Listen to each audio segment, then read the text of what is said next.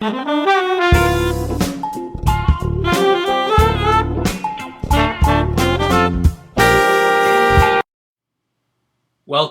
This is Vince, the admissions advisor and consultant, helping you avoid failure at your Wharton interview. The topic of this short video will be how to fail, or maybe how not to fail, your one-on-one interview as part of the new Wharton interview process. I'll be making a series of very short videos dealing with different aspects of this new Wharton interview process. So for the one-on-one interview, from what they have told us so far, first of all, congratulations, you've been invited to Wharton, and now you're trying to figure out how to pass this interview. It's a new way and a new day, and so we're all trying to figure this out. But I'm doing lots of prep right now for my clients. Some of my comprehensive clients who worked with me for their essays and their strategy are getting invited to interview. That's very exciting. And lots of people around the world are contacting me for one-on-one interview training, as well as simulation and practicing of the team-based discussion aspect. So I've tried to synthesize all of my best tips into this series of short videos. I'm calling the series 5 Ways to Fail. It's a negative frame and a negative logic. Obviously, I don't want you to fail. I want you to succeed. I'm just trying to identify, I think, some of the things that we need to be aware of. And absolutely, all of these 5 core mistakes are avoidable with practice. That's the purpose of these videos that I'm making, to try to help you avoid these mistakes. So in the one-on-one interview, I think the fundamental way that you could fail is to what I call close the sale. Let me pause for a moment. Close the sale just means convince them of that the person that they observed in the team-based discussion, to confirm some points that are very critical. Closing the sale involves a variety of things. This is what you need to show at the Wharton one-on-one interview, I think. First of all, I think you need to show good judgment and self-awareness. Self-awareness means having a sense of humor about your performance in the team-based discussion, having some takeaways, identifying some things that surprised you, either things that you didn't expect you would say, or things you learned from other people. I think a nice balance of keep some serious comments and some light comments, and showing that you enjoyed the process and that you have a better sense now of what this team-based discussion is designed to do, which is to give you, according to Wharton, some insight into the Wharton team environment.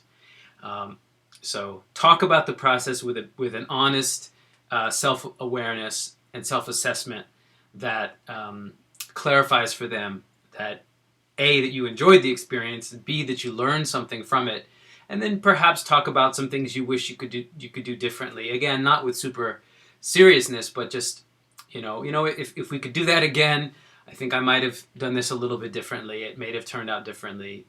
From us, keep it light, keep a sense of perspective about the whole thing, but also have something to say. And the second thing that you need to do to really close the sale is to demonstrate good judgment. Judgment comes in the form of updates. What do you want to tell us since you sent us these essays that we read and this application that we liked because we invited you to interview? What have you been doing since you applied? So there should be some exciting updates. They could be professional things. Professional updates can be perhaps a promotion, new people to train, a bigger budget, an expansion, closing an important deal that you were working on, or finishing, having a sense of a milestone or a sense of completion, some stage of something that you were working on back when you were writing the essays and applying to the school. There's been some update, and obviously something positive. There's probably maybe as many or more negative things. Obviously, you're not going to mention those. Keep it up. Keep a positive achievement, something small or big, but have something ready. A personal one, you may or may not have it, but it could be a very personal milestone, an engagement, a wedding, a child, or whatever, something important, or or something light. My softball team won the championship, or I whatever, I don't know. I lost I lost 5 pounds. I'm not sure. That's probably too personal.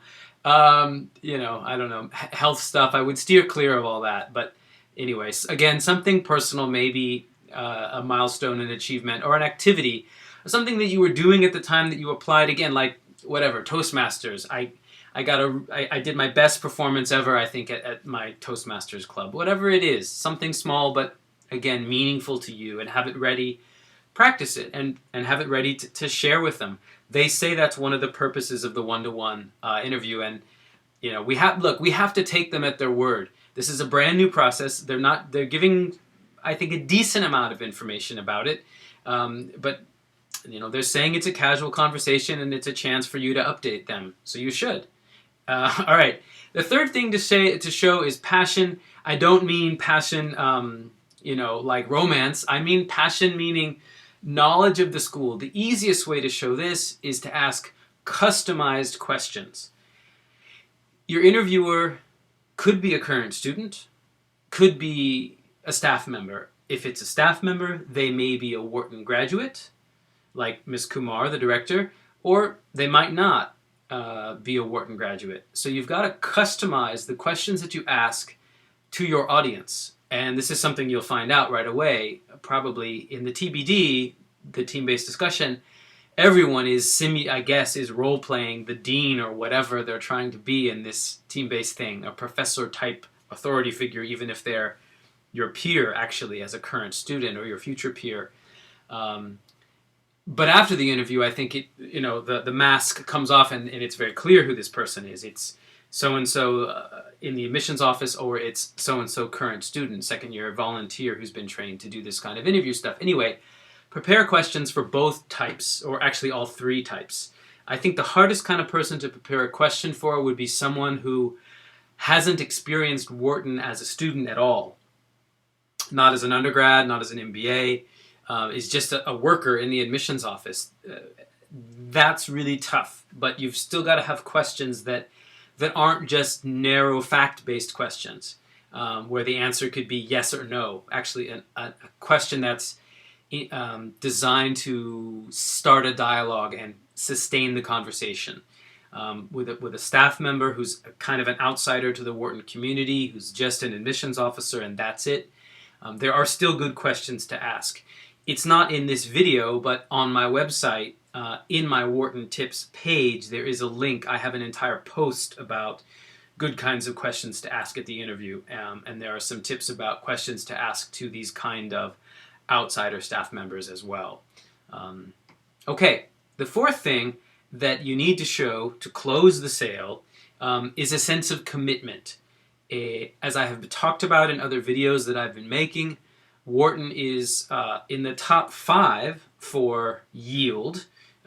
It's neck and neck with Columbia, depending on the year and the data, but it's around 70, the low 70th percentile for yield, which is 20 percentage points below the leader for yield, which is Harvard. So if Wharton thinks you applied to Harvard and Wharton thinks you're interviewing at Harvard and Wharton, statistically being a school that understands math, Wharton is going to logically assume you'll go to Harvard over Wharton. Most people do. I've never had a client choose Wharton over Harvard. I've had a client choose MIT over Harvard. I've had a client choose Columbia over Stanford. I've had clients choose MIT over Wharton. I've had clients choose Kellogg over MIT and Wharton. Anyway, the list continues. Never ever known anyone who turned down Harvard for Wharton. I'm sure there's someone out there. More power to you for making your own choices and going against the grain.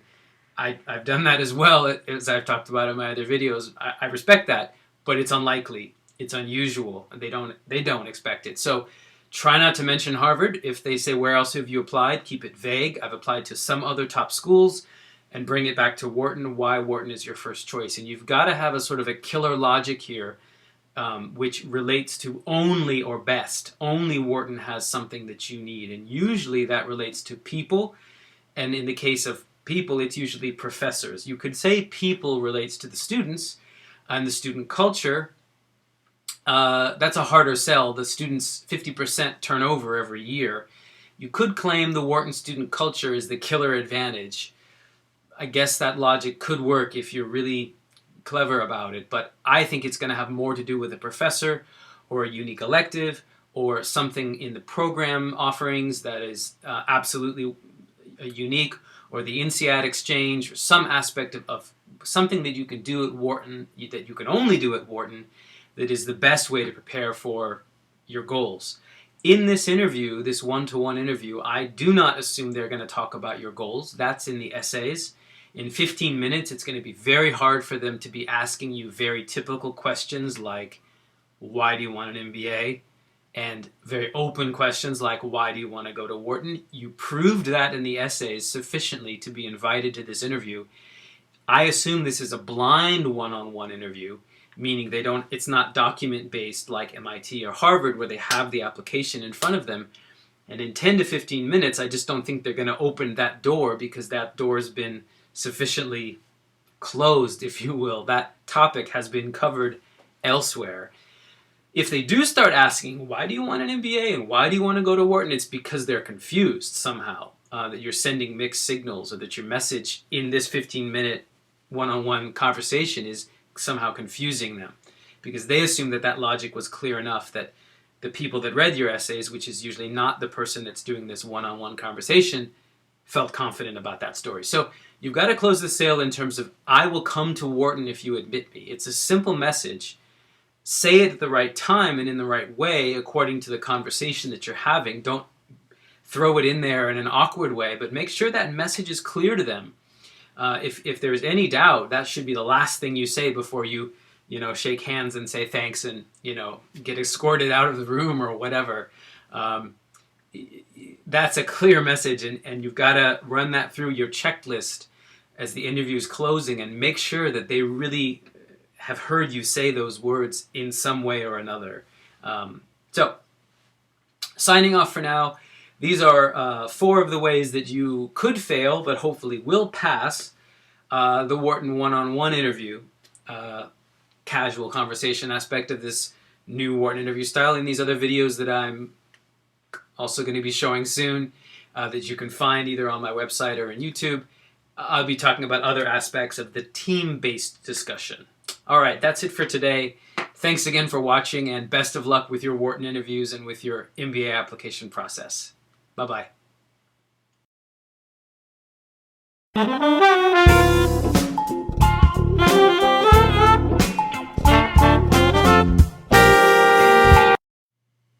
Hello and welcome. This is Vince Ritchie, MBA admissions advisor, consultant, and coach.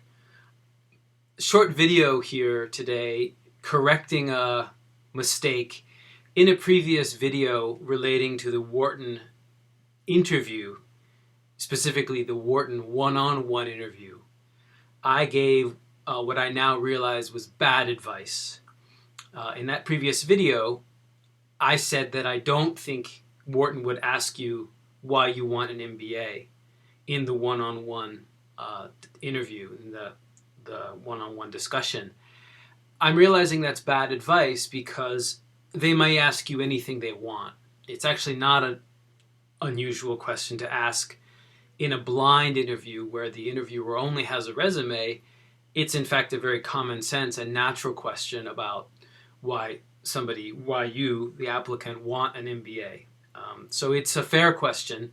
I can't say they will ask it, but I was wrong when I said that I didn't think they will ask it. I don't know what they're going to ask. They can ask anything they want. So it's bad for me to say, it's confusing, I think, and bad advice for me to tell you, oh, don't worry about that. They're not going to ask that. Who am I to know that? I don't know that, in fact. So be ready for anything. Over-prepare. Prepare for the worst-case scenario. In this case, I don't think it's a scary scenario because you have answered why you want an MBA in the essay. So now it's just a matter of turning that essay answer into a short, clear interview answer that may lead to a follow-up discussion about something you said. So I'm going to give you my answers, again, based on my experience because I'm not competing with you. I'm not applying for a Wharton MBA, myself. And so this is what I would say if I were interviewed by Wharton in a one-on-one interview. First of all, a question that you should be prepared for is tell me about yourself, which I abbreviate as TMAY, tell me about yourself. This is different from walk me through the resume. Walk me through the resume is a sequential, chronological, maybe starting with college or just after college. This is the first job that I took, and this is why I took it. I developed certain skills, then I changed my function or my company, or both, and I gained a different set of skills. And, so I've made conscious choices up my career in order to gain certain skills, sort of a stepping stone, if you will. And then as a next follow-up question, why do you want an MBA? And then what do you want to do in the future? This tell me about yourself is quite different. This is more of a more like headlines, or another way to think of it is almost like snapshots, like a very quick photo album. So this is my template or my suggested structure for how to answer tell me about yourself. Tell me about yourself implies professionally and personally. So this is my little issue tree here that I made really simply. Tell me about yourself. Professionally, I run a admissions consulting business. I've worked for 10 years in this field. I've helped more than 500 applicants get into the very top graduate and MBA programs around the world. And I really love what I do because I really enjoy helping people. In addition to one-on-one training through my company, which is Vince Prep, I also give lectures and do seminars at various places around Japan, including right here near my office. I give some lectures a couple times a year at the University of Tokyo. My students there are graduate engineers, but it's still the same core skill set. I'm teaching them academic writing and presentation skills as well. Outside of work, I have a family. I love to enjoy time whenever I can, spend time and play around with my 7-year-old son. We love to go to museums. When it's a rainy day and when it's a sunny day, we do fun stuff in the neighborhood, just kicking the soccer ball around or hanging out. It's a lot of fun. It's a great age, and I'm really enjoying being a dad, being a father. Also, I love to play music. I play guitar and bass. Still play around whenever I can. I've been in a bunch of bands over the course of my life. That was a kind of impromptu version of my little decision tree here. I wasn't timing myself. That was probably too long. I could have tightened it up here and there, but I hope you get the idea here that this logic is professionally I, quick summary with some highlights, and then professionally I, quick summary. 10, I use some numbers, 10 years, admissions consulting, some numbers, some highlights or some great results, and then some achievement in some way that makes it catchy. And then personally, I talked about my son and music and other stuff.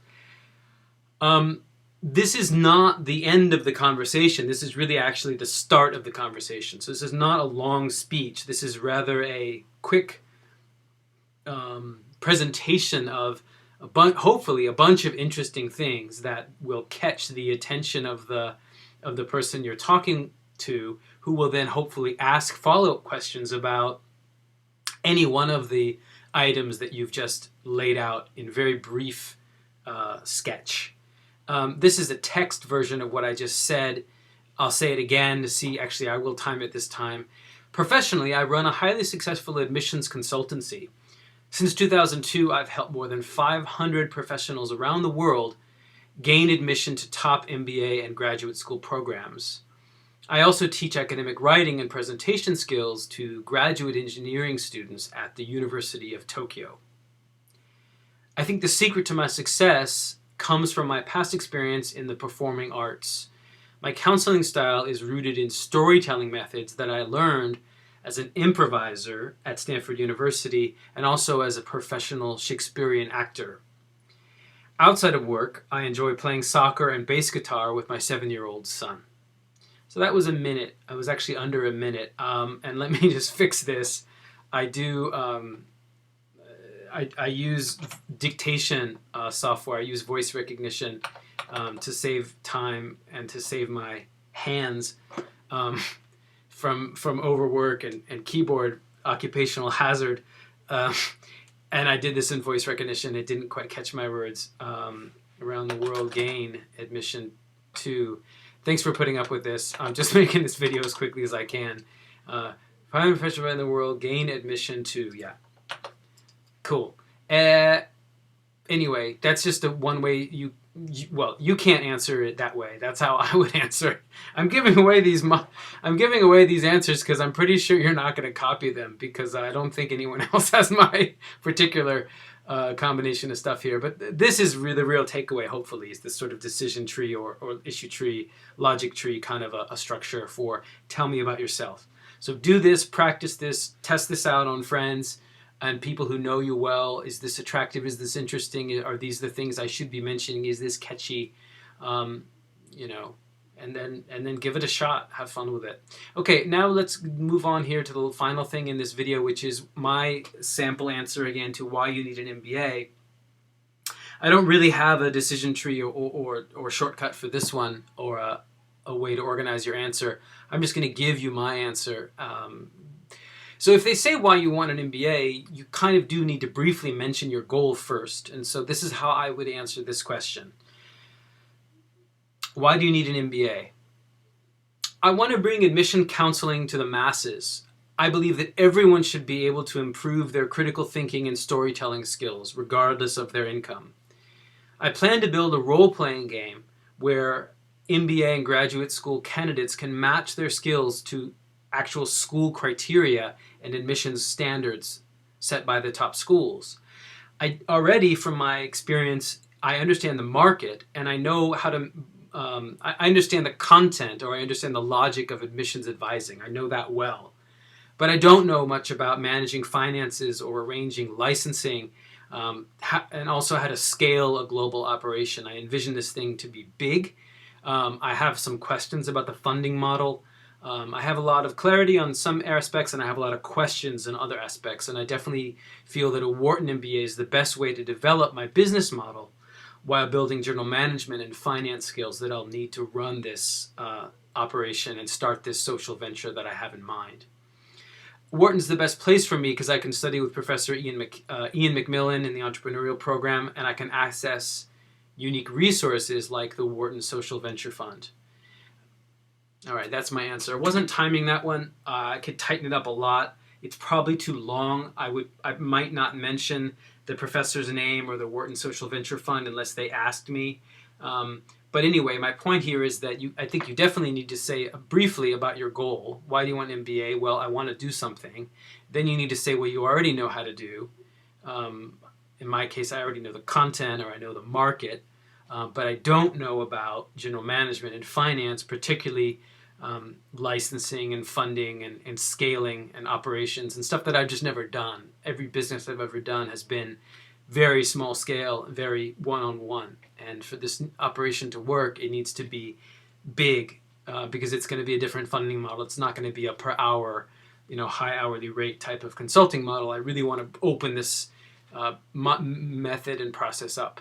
Anyway, I'm talking too much about a fictitious situation. I'm not competing with you again. I'm not applying for MBA. If I ever got an MBA, this would be the reason I would get an MBA. So it's an honest answer in that sense, but it's not a real answer in that I'm not applying to Wharton. Okay, that's it for now. I just wanted to put that out there again to summarize. The reason I'm making this video is you should be prepared to, in fact, talk about why you need an MBA. They might ask it, they might not. But my previous video, I think, overstated when I said, "Oh, they're not going to ask that." How do I know, right? You should be prepared for anything, over-prepared for anything, for any scenario. And also, I think this, tell me about yourself. I wanted to share this. I've blogged about this or written about this before, but I've never actually included this kind of tree thingy, and I certainly haven't talked about it in a video yet. So that's it. Good luck with your Wharton interview. Good luck with all of your interviews. I think either of these answers that I outlined today could be useful for almost any school you're applying to. So best of luck, and thanks again for watching. All right. Good luck to you. Take care. Bye bye.